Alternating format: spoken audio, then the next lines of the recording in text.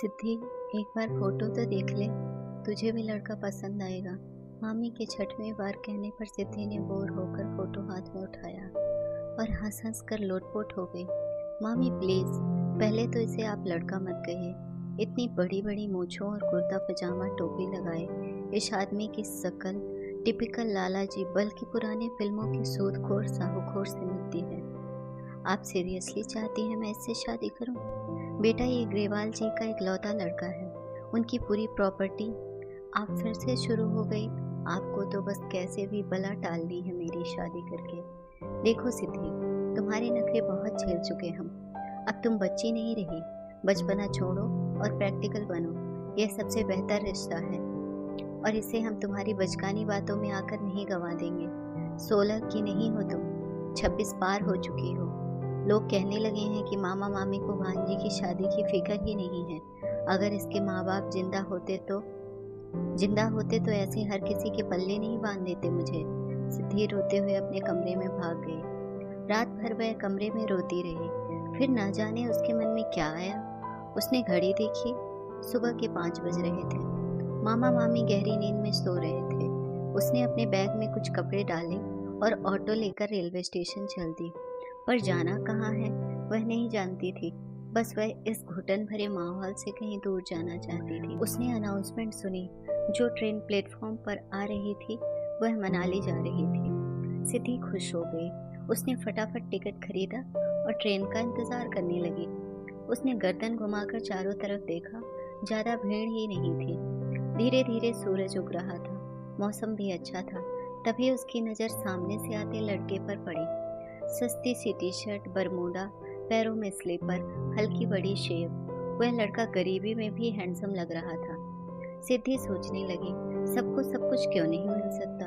यह फटीचर बंदा एकता कपूर के किसी डेली सोप का हीरो लग रहा है। एक वह चमन बहार था जो मेरे मत्थे मरने जा रहे थे मेरे घर वाले। ट्रेन इस स्टेशन पर 2 मिनट ही रुकने वाली थी। जो कोच आगे आया सिद्धि उसी में चढ़ गई।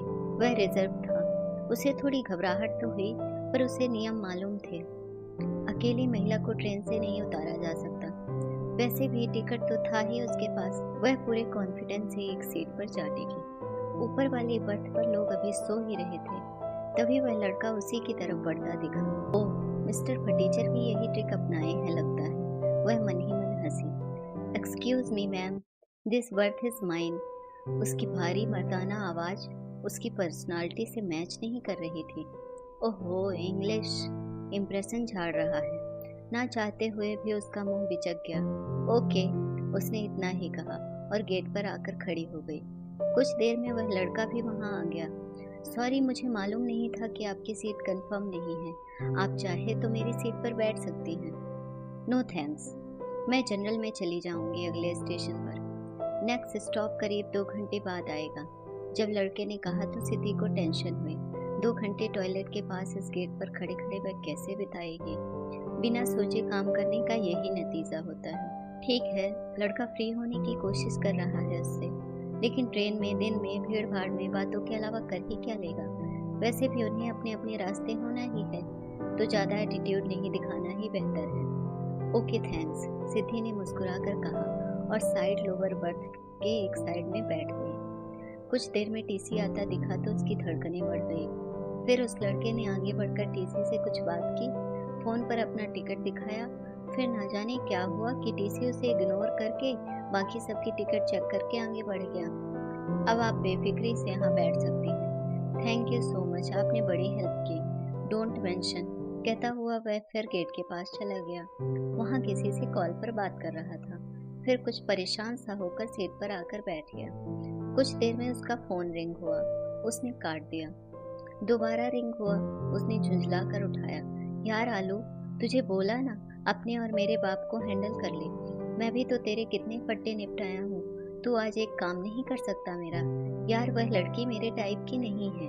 मैं किसी को जज नहीं कर रहा हूँ, पर इतना तो बेसिक ड्रेसिंग सेंस होना ही चाहिए ना। बुजुर्गों से भरी गैदरिंग में कोई लड़की इतनी रिवीलिंग ड्रेस पहनकर आ रही है, इसका क्या मतलब है।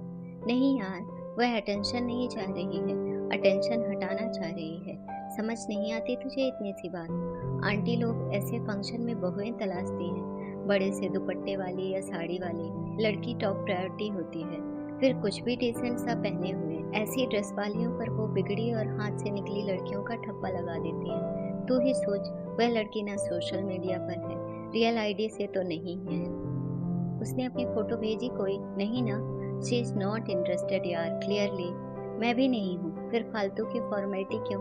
मैं बिल्कुल कंफर्टेबल नहीं हूँ, बस बात खत्म। उस लड़के की बातें इतनी इंटरेस्टिंग थी कि सिद्धि का पूरा ध्यान उसी पर था। फोन कटने के बाद वह उसी को घूरती रही तो लड़का मुस्कुरा कर बोला, किसी की पर्सनल बातें ऐसे सुनना अच्छी बात नहीं है। Sorry, extremely sorry. वह बुरी तरह शर्मिंदा हो गई।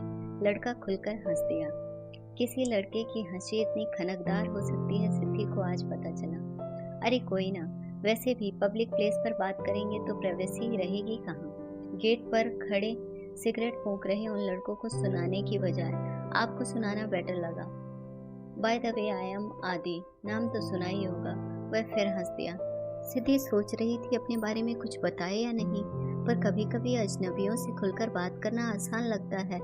उनको हमारे बारे में कुछ पता नहीं होता ना, तो वो जज भी नहीं कर सकते। लेकिन सेफ्टी का ध्यान रखते हुए उसने अपना असली नाम और घर से भागकर आई है यह नहीं बताया। कुछ ही देर में उनमें इतनी दोस्ती हो गई जैसे वर्षों से जानते हो। घर, परिवार, हॉबीज, मूवीज, सब इतनी बातें कि घंटों बीत गए, पता ही नहीं चला। आदि के दिल में यह सीधी सिंपल सी लड़की उतरती ही जा रही थी।